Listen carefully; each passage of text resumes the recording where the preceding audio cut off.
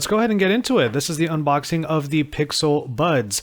So what I'm going to do here is just sort of talk through my first reactions with these earbuds as I unbox them, which I know is kind of weird to do on the podcast. So if you're listening to the podcast right now, you're just kind of hearing my little story of how I'm unboxing these and why these are actually really exciting for me. But on the YouTube side, you can see that there's a reflection here. The plastic is still on this box. These literally came in like a minute ago before I started filming this. Now, those of you who follow me know that I love me some truly wireless earbuds. Here are my Jabra Elite Active 75Ts, which I actually wanted to do a review on, especially in this particular quarantine era. If you're the kind of person that needs to have something in the background playing at all times, earbuds like this are a great way of getting started. So you have these. You have, of course, other ones like the AirPods Pro, which are fantastic to use, especially for calls and whatnot. And I've been using these AirPods Pro more often recently because I am using the iPhone SE 2020 at the moment. Review on that coming very soon. I do have a review of the AirPods Pro already on my channel. You can see the link above or in the show notes. But the Pixel Buds themselves have been an interesting product, especially from the last version that we had. I think it was maybe 2 or 3 years ago.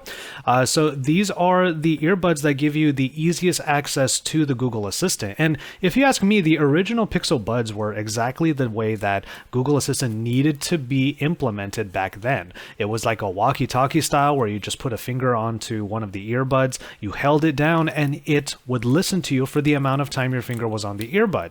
So of course, sometimes with the Pixel Buds or any other earbuds, or honestly with our Android phones, whenever you say the hot word, which is of course OKG, it may or may not know when you stopped talking, which means that way too many words become part of your search query, and that was always kind of weird. The Pixel Buds did a great job of mitigating that because you were able to tell it to stop listening by letting go of the earbud. It's a very tight box. There we go.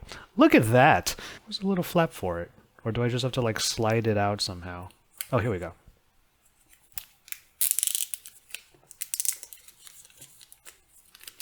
There we go.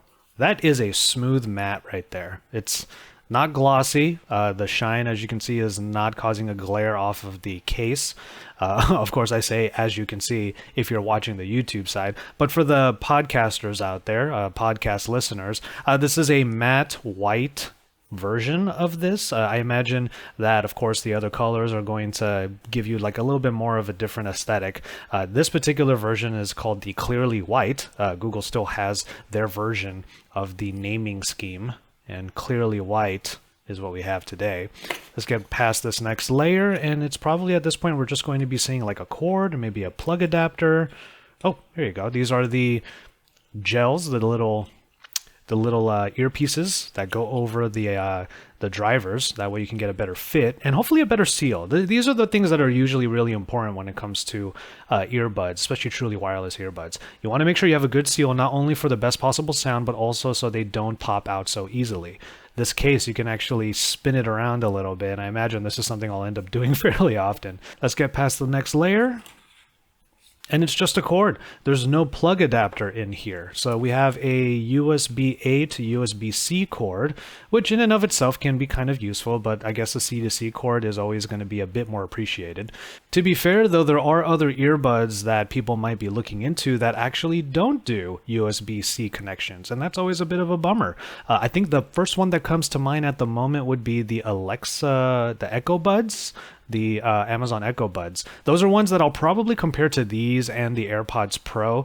To be honest, the Echo Buds, the Amazon Echo Buds, I haven't actually used them quite extensively. I've had a pair of them this entire time, but it's just not something that I've actually used.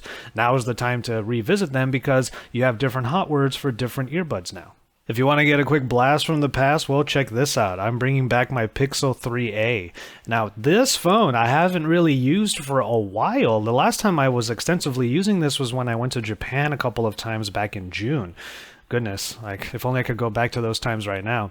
But anyway, we have everything here ready to go. A Pixel 3a with the Pixel Buds. And this should be a very easy process because all you have to do is open up the case, and it should pop up Pixel Buds, tap to pair. It will be tied to my Google account.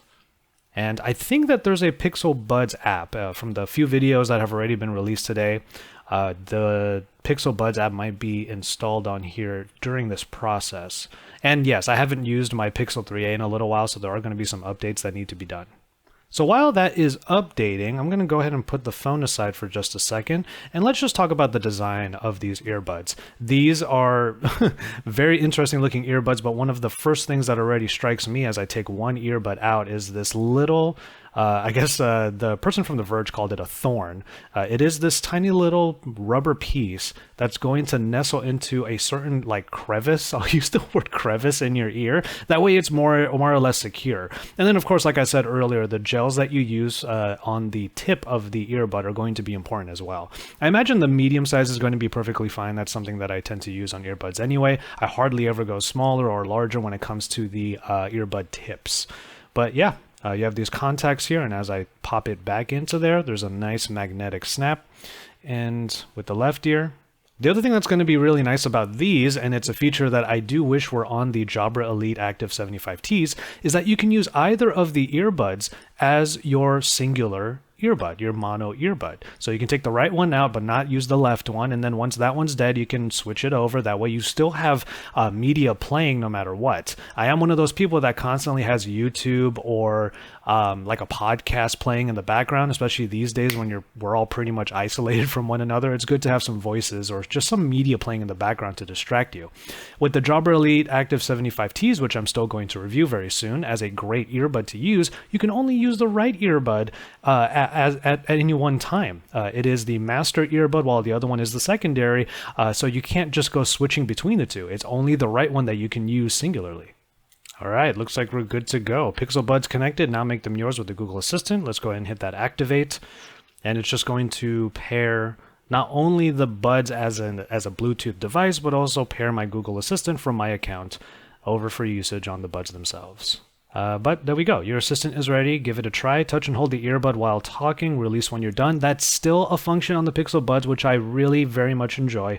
And also, you have the ability to hear a lot of your notifications, calendar events, messages, and whatnot by just tapping that earbud. All right, we're going to go ahead and hit done, and it looks like we're good to go. So we do have some settings here to adjust the assistant on the Pixel Buds, but if we take a look at the device settings, it does take me to Google Play. That way I can install the app for the Google Pixel Buds. So clearly there is definitely an app involved here. Try on the earbuds. Okay, I guess I'll do that right now.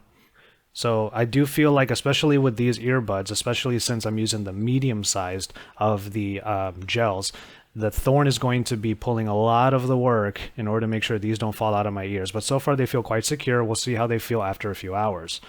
Check the charging status. When you plug it in, it will give you a little LED on the bottom portion of the egg here. But also there's an LED light on the inside, so you can get a sense of where your charge is at that point as well.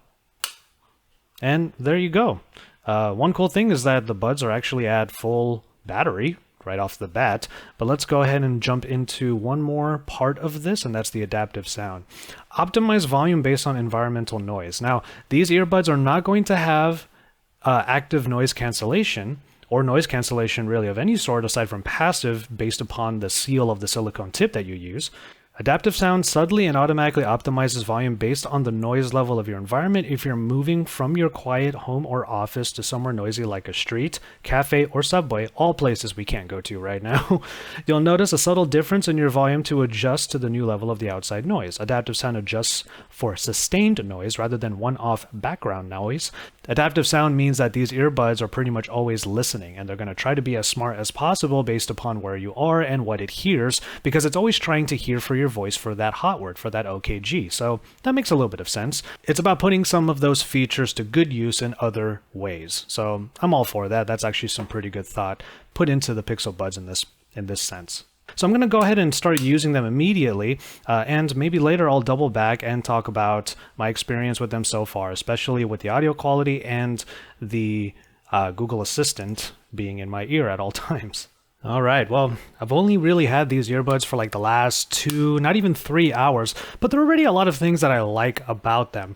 Here are some quick first remarks before I get into my review testing of these over the next few days. The first thing is that the case is actually pretty nice. I do wish that it could stand up, but that's not something that you tend to see on these particular truly wireless earbuds anyway.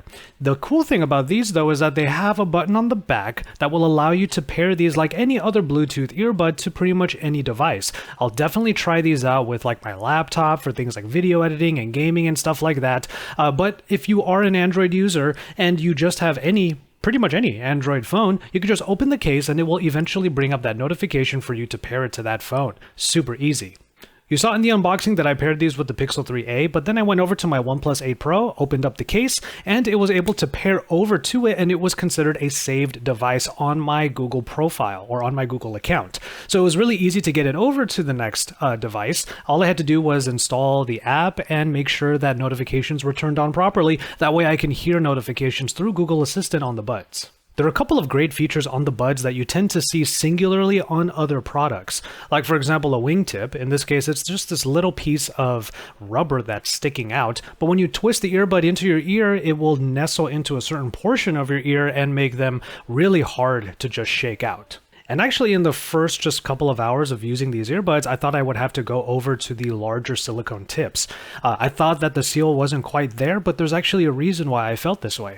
As it turns out, these Pixel Buds have a feature that is only really seen on the AirPods Pro so far, which is a small vent in the design of the earbud that allows a little bit of air to come through, so you have at least that airflow going in and out of your ear that feels much more natural than just plugging up your ear with most conventional earbuds. So on top of the fact that these are actually fairly discreet, these earbuds are also really light. And because of that vent, they barely feel like they're there. It's something that you can wear for long periods of time, but I get that for some people, there might be a little bit of a soreness after a number of hours. I feel like I'm not really going to have too much of a problem with that though, because I have plenty of other earbuds, so I've basically trained my ears to be ready for this kind of long-term wearing. But I will of course report back if that is not the case.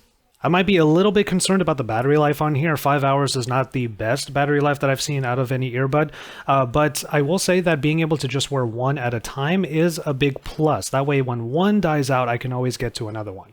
Multiple charges in this case should mean that I can get through a full day of work and play without many issues, and as far as the case is concerned, I can keep it on a wireless charger even to keep it topped up.